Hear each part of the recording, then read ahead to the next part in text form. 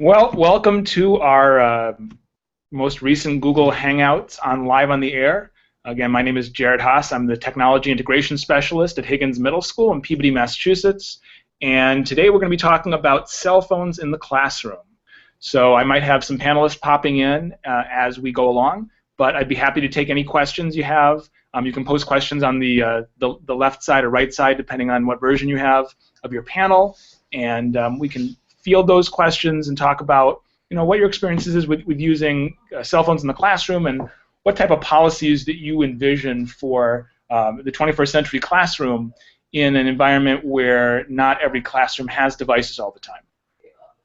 So let me talk a little bit about my experience with cell phones in the classroom to get us started, and then as I see questions, I'll field them, and as we see more participants in the panel, we might bring in other people's perspectives.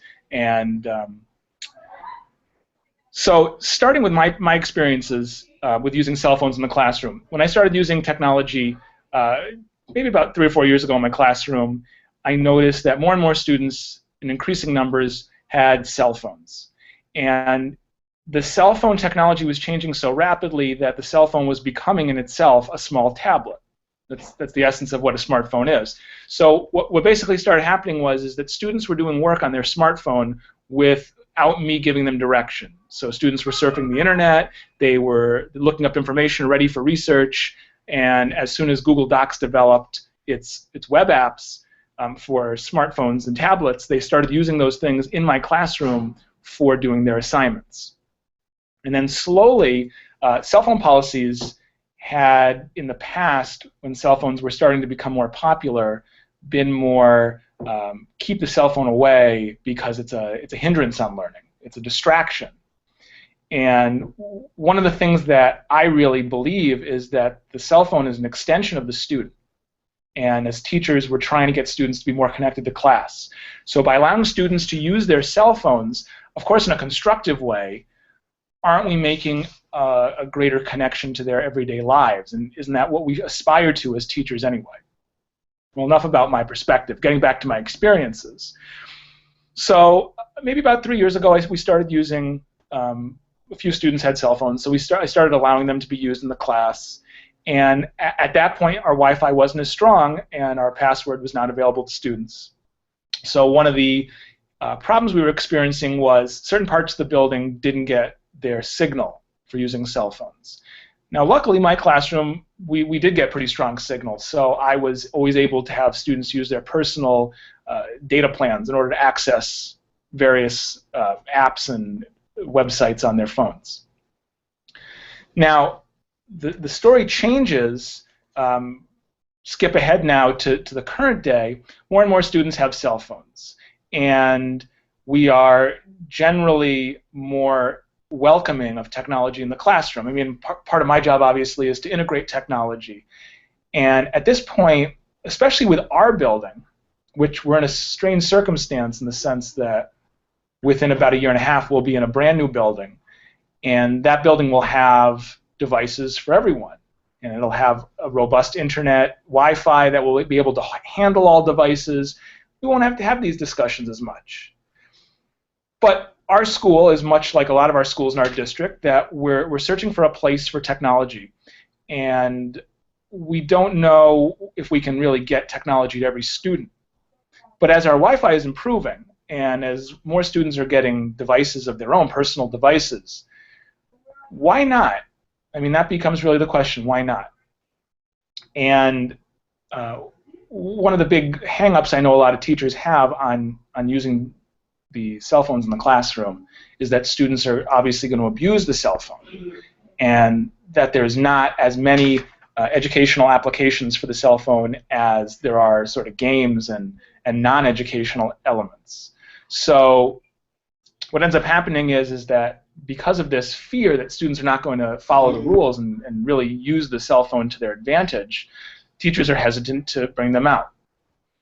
Now, what ends up happening is when you tell a student, put your cell phone away, you're telling that student to take a connection of who they are, something they use all day or something they use outside of class for their social life, and you're telling them to put that away because now we're in school, and school is something different.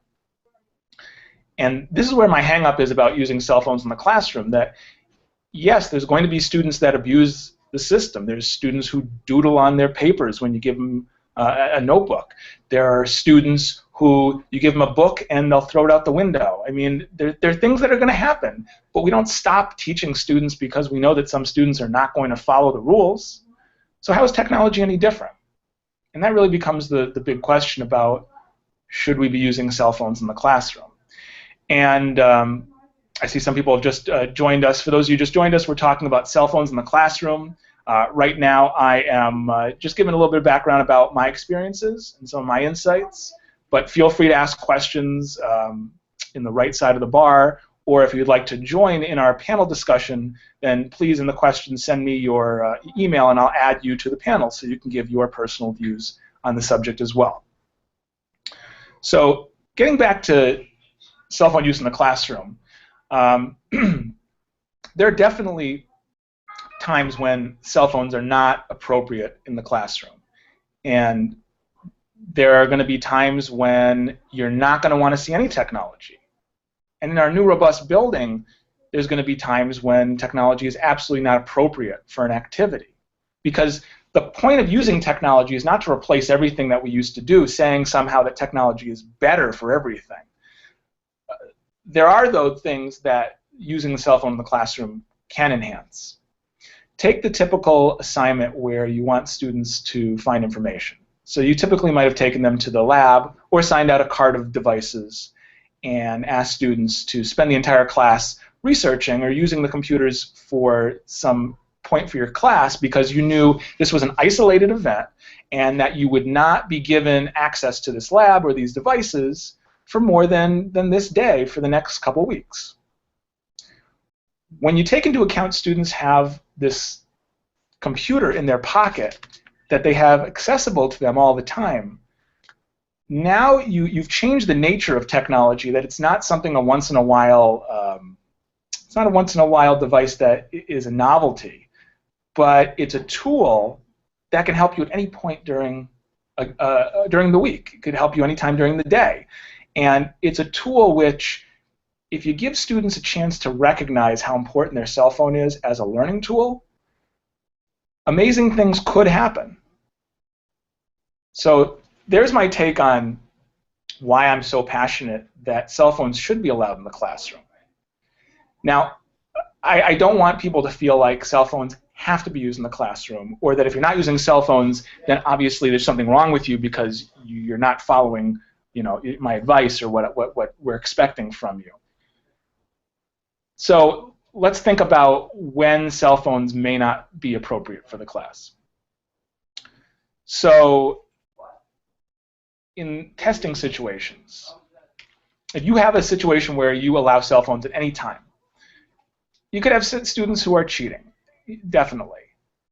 But if you set up protocols in which you say you're not allowed to cheat, you are allowed to use your cell phone, but obviously you're not allowed to cheat. If we catch you cheating, then you're not allowed to use your cell phone. What percentage of students are really going to take advantage of the system where they're going to cheat, possibly be caught, and lose their privileges? So it's like anything else. There are definitely ways that you can set up your classroom that you can not prohibit, but to try to prevent some of these things happening by being really honest and reasonable with your students. Now, if you don't want to use cell phones in your classroom, think about maybe using cell phones, not necessarily for your class, but during those downtimes where you're not actually teaching.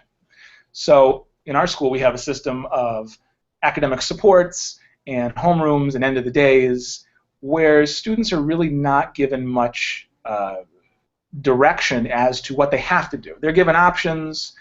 Typically in the morning and the afternoon, they need to listen to announcements. But during these academic support times and more open down times, students are really given options to work on assignments, to ask for help, to further their learning. And why can't we give those options to students then? So maybe you don't want it in your class because it's a disruption in your class. What if you provide it for students in those down times, give them that option, and then see what happens? You know, take it step by step, slowly. Another thing, why are we worried so much about what students are doing in the hallways? I mean, when we talk about cell phones in the classroom, if we're going off that essential belief that students' cell phones are a connection of their lives, and to tell them they can't use it without a better reason than because you're not allowed to is hurtful, I think, to students. I think students do need that, the ability to have that connection to their real world, and the cell phone really provides them that connection. I mean, think about it. On that cell phone, they have their pictures, their videos, they have all their contacts. That's where they have all the information they find out about their friends, what's going on in their lives, and then to tell them, put that away because that's meaningless. I mean, what are we telling students when we say that to them? So I see Erica has just joined us. I didn't have the app. I'm sorry. Hi, Erica. How you doing? How are you? So I've just been going off on my high horse about, why I'm so passionate about having cell phones in the classroom, and thinking about some of the drawbacks why teachers typically don't want cell phones in the classroom. I see Sue is just joining us now as well. So maybe we'll open it up to Erica, if you want to give any of your insight as to how you've seen students using cell phones in a positive way. Oh, many, many ways. I'm actually, I used them today. We needed a picture for a project we're doing in the rotoscoping that I'm teaching them. And for me to take pictures of each student, download them, share them, would take too long. So the fact that they had their cell phones and they could email each other and just get it done was great. And most of them have 3G or 4G now, so I don't have to worry about the Wi-Fi issue at the moment. The other way, I wrote some notes. The other ways, I had them, I was teaching them about logos. Cute babies, by the way. I like this baby picture. Anyway, I was teaching them about the logos, and what better way to learn about logos than to take pictures of them in their own town, in their own public. And they all participated. It was really cool, especially since they're at the mall a lot. What better place? So I had them find different kinds of examples of typography to all that. So another way that I think it would be cool is like for a history teacher, do like a local scavenger hunt of their town. If you want to teach local history, I know when I taught third grade, I had the whole George Peabody essay and all that in my curriculum. So that would have been a wonderful idea for them, as long as they're not driving. Yeah, so you're almost talking about using cell phones as an extension of the classroom as well. Well, an extension as well, absolutely. But within the classroom, you can use it obviously as I'm not sure what you said before, but polling answers, and there's some cool websites I didn't even know about. Wafidi, all this cool stuff. Google Earth I use a lot, but for me, the picture taking and even just teaching them how to send, they didn't even know how to send a picture to an email. It was really interesting, so it turned into a lesson about how to use your cell phone. But yeah, that's it for now. Wait, iPods. Oh, I know one. One more. iPods for teaching. I thought this idea was so cool, and instead of just a cell phone, I know that I used to have to teach kids how to write format with your Roman numerals, capital letters, your lowercase letters. And the old school way to do it is to open up the back of a book and have them look at the glossary, and you could teach them that way. But what I read about was taking out a student's iPod or even their music list and have them list all the genres, and then from genre you go to artist, and then from artist you go to the track of the song, and it's very cool because you can teach hierarchy and just a simple thing like an outline, and they would be super interested in copying down their music. So I mean, you're pulling in some great examples of, I think, if teachers had more ideas for use of a positive use or more productive use of the cell phone in the classroom, maybe they'd be more apt to use it. I mean, I had talked about the fear of people using a cell phone to cheat on a test or right. Using the negative aspects of a cell phone. That's why some people don't want to use it in their classroom. But I mean, right. Again, illustrating some of these great lessons that could be done with the cell phone, I think, are really beneficial. So exactly. Do you have any thoughts of things that you've done in your class or ideas that you have about using cell phones in the class? I mean, I haven't used cell phones extensively, but as a tool, I know that the kids have used their cell phones to complete web quests for science during academic support. They're always asking to use them for things like that, or an online test that Keith Gibbs in social studies. I routinely have them look up words that from the text that they're reading, look up the meanings if they don't understand the meanings, and so forth. So they use them as a dictionary tool mostly, but they also use them to access things online. Actually, some of the kids today were writing their narratives on their phone so that they could submit them on time to me. So, you know, lots of different ways that students have used them, but not, I haven't used them consistently with a certain task in mind. They use them kind of sporadically as a tool at this point. And before you and Erica came in, I went through this whole discussion of when you focus all your attention to using the iPads or the Nexus carts, which you get maybe once a month, right? You focus your whole attention to that. They become novelty. When you embed something like a cell phone into your classroom and curriculum, it's not like the lesson focuses on the cell phone. The cell phone is being used as one tool to further the learning within the class. So now there's not an emphasis on the technology being something that's changing the class in any way, besides helping to further the goal which you've already set forth. So I think that's a really important tool that as we go towards the one-to-one, I think we're going to see that more, that teachers recognize that the technology does not need to be used all the time, that the time it is used, it's selectively chosen, but it's nice to have that tool so you don't have to think about it prior to it. It's just another tool in the toolbox that you can pull out at any time to access knowledge. Exactly, yeah. Brianna Pellegrini, if you're in the building, please come to the main office. Brianna Pellegrini, to the main office, please. I see you're home right now, right? With those announcements? Yes. Yeah. Over here. I'm sitting looking at the water. Yeah, no, that makes sense. I mean, that way it's not, it's a tool. It's a tool. But also, like you were saying earlier, just to have, and you probably talked about this, having mandates how cell phones can be used. So students can't just have them out during a test. I mean, that, why would they ever be out during a test? So just having strict use of them, none of this, I was using it, whatever. I mean, just for activities. It's a tool. We're going to use this today, and now we're going to put them away. I mean, in a perfect world, anyway. Right. Something else that I talked about prior to this was, some teachers will say, okay, that's fine. We can use cell phones in class, and during our downtime, during academic support, beginning of the day, end of the day, we can use cell phones to catch up on work.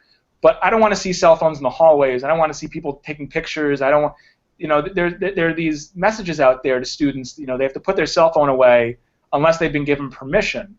What are people's thoughts on that? Using cell phones outside of the class during the school day, is that something that we need to be concerned about, or is that something we can be more open about? Anybody have any thoughts on that?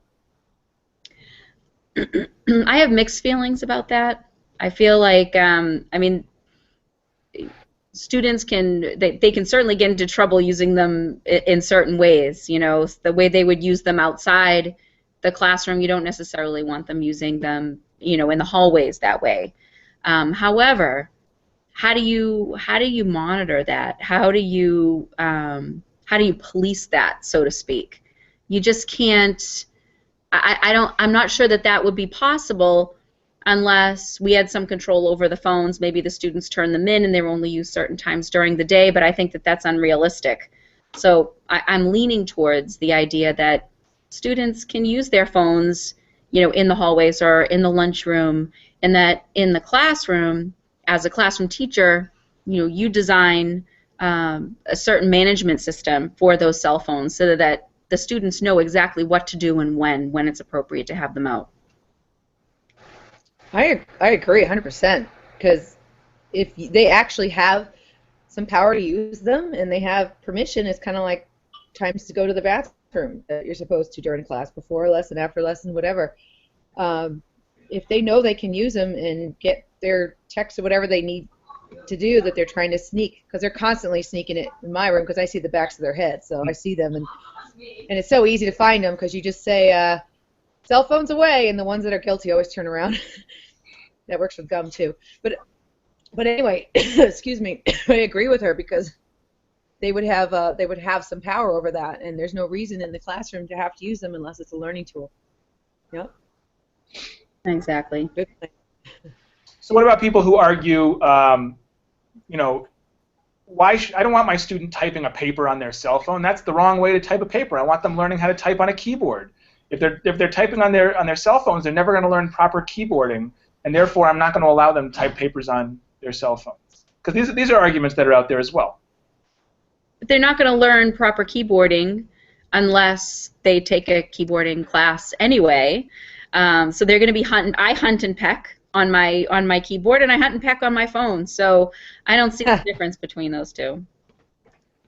And I mean, do all kids have a keyboard? I know most do, but I have a couple students that are always saying that I don't have a computer at home. I don't have a computer at home. So Yep. if that's a way to give them some power to get their work in and not have to stay after on the open computer days, I think it's kind of cool.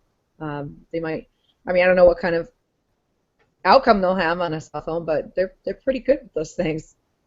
But I understand the argument at the same time. I'm not teaching writing anymore, so I feel out of turn for that. But I have taught writing, so that's a tough one.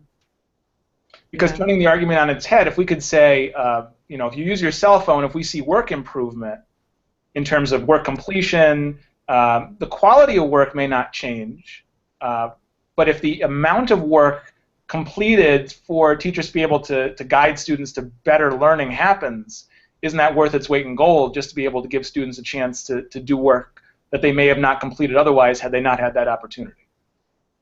Absolutely. The kids love Google Drive on their phones. I see them using it all the time. So that's very powerful. That's at anytime, anywhere. Get your work done.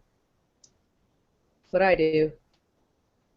And I agree. I mean, I think that keyboarding is very important. I know I'm amazed my daughter knows how to type properly, and she's so fast. It's crazy. But I also think that you have to invest some time, and you have to have some guidance, and you have to really invest some time in learning how to keyboard properly. I know that Linda does it in her class in the English enrichment, and she's had a lot of success with her students learning keyboarding skills. But that's structured, and I think that if students are engaged in a structured environment like that, obviously they're going to be using a keyboard. But day to day, they have all of these options, and I think they should be able to use any one of those options to get things done. I actually, I still, even though I'm starting a whole new curriculum, I still do keyboarding with the 6th graders, just because it's never going to go to waste, and it will help them in their middle school experience. I wish I had more time, but Beyond. Oh, and beyond, yeah. I mean, I remember taking it in high school, the big old giant buttons. You guys are probably. But there is an art to teaching it. I go around and have to cover their hands and keep their chins up, but there's so much stuff online, so you know. So let's bridge one more discussion when it comes to cell phones, because I know people argue that there's an equity gap, that some people have cell phones and some people don't have cell phones. So if you ask students to take their cell phones out to complete an assignment and you notice that 4 or 5 students don't have cell phones, is that fair? Do we need to provide those devices to those students, or what are some of the strategies that we can use to get around that, so we feel as educators that we're reaching out to all students, and then we're not making the cell phone like only for a kid who can afford a cell phone, and the kids who can't, they have to just sort of look on, and what are people's takes on that? Well, what I've done in class, whenever I've wanted to use the technology but don't have one per student, I structure the environment so that I'll put them in groups and have them knowing that at least one person in the group has a cell phone, and then I'll structure it so that those other students don't feel left out, that it's meant to be one phone with maybe 2 or 3 students, and they're working collaboratively on something. I've done that before in the classroom.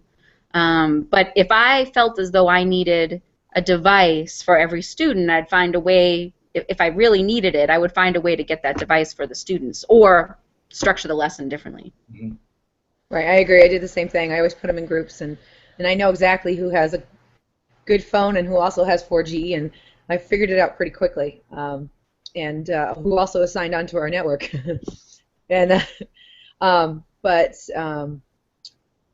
is it hopefully with one-to-one there'll be devices for those students, right? That could grab an iPad. Or... Under the one-to-one program, I mean, we wouldn't really be even having to talk about cell phones in the classroom as much. I mean, there'd still be a place perhaps as a personal device versus a school-provided device. But it's this period of time between now and when we go one-to-one that we want students to be using technology. And one of the quickest ways, I think, to get there is to allow students to use the devices they already have. And it's seeing that we can't add too many devices to our network before it crashes. The cell phone is ideal because it has its own data plan in most cases. Mm-hmm. And I mean, the last issue that I wanted to bring up before we close out is, what do you think parents will think if we tell them that your student is now allowed to use your cell phone and your student is allowed to use the family data plan during the school day? How do we take that consideration into effect without alienating families who really don't want their kids using their data plan? Or how do we police that? Because I know that's a concern some teachers have, that I don't want my kids to take out a device and use their own data because then I feel like I'm taking away from something their parents had paid for, and I'm making that choice for their parents. That's a tough question. Yeah, it is a tough question because I don't. It seems like every year more and more students have open plans because they seem to be able to use their cell phones a lot more this year. Before it was all a Wi-Fi issue, and but yeah, that's a tough question. I don't know. I mean, I don't know. I think I'd have to do some research on data plans and these family plans. I don't know. Is that how it works? That you only have a certain amount per your family, and then everybody allotted some, or? Oh, I see Mark coming on. You want to give your input, Mark? I won't lie. I didn't hear the question. I'm sorry. Oh, we're talking about what is the problem when students are using their own data plan in school? Is that ethical? Are we taking money out of parents' pockets by asking them to use their own data, seeing that we don't really provide the students Wi-Fi in the building? I mean, that is true. I mean, there certainly are plans where you can run out of data, or your data will be capped if you hit a certain amount. So you could certainly have parents complaining that now my internet's slow for the whole month because you made my student use their data all day in class. I mean, currently the Wi-Fi is actually open for students. It's turned off in the CAF, and that seems to have helped a lot because I think that during the lunchtime hours, the internet has just been so slow. But with that off, that has helped. So I think that since the password is just kind of out there at this point, I don't think we should be giving it to students, but it seems like everybody knows it. So yeah, that's kind of where we're at. Yeah.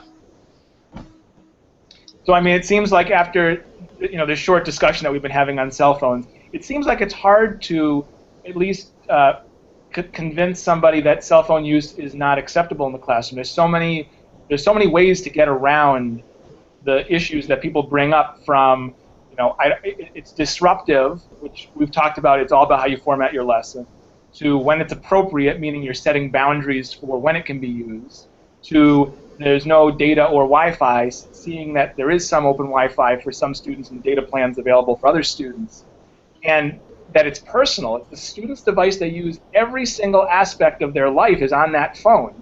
I mean, this is what I started with before everybody joined, is that when we take this phone away from people, we're taking a part of our students away from them. So to say to them, put this phone in your pocket and don't turn it on and don't look at it and don't use it all day, is saying we don't want you to have any of your own flair and personality and panache during the day, because they find this is very important to them, this device. And I don't think we can just say that this device is meaningless in school and we can't, we shouldn't give any credibility to it. We've got to find a way to connect students more to school. And cell phone is a perfect way of being real with students and saying, this is not just a personal social device. This is a tool that you can use in school, you can use in your life. This is a universal device, and that we shouldn't segregate it to being something that's not appropriate for school. So those are my final thoughts on the topic. If anybody else wants to add their 2 cents before we close out. I was just thinking, I notice a lot of students ask permission before they use it. So some teachers are certainly, or parents are certainly setting boundaries, which are great. They always ask.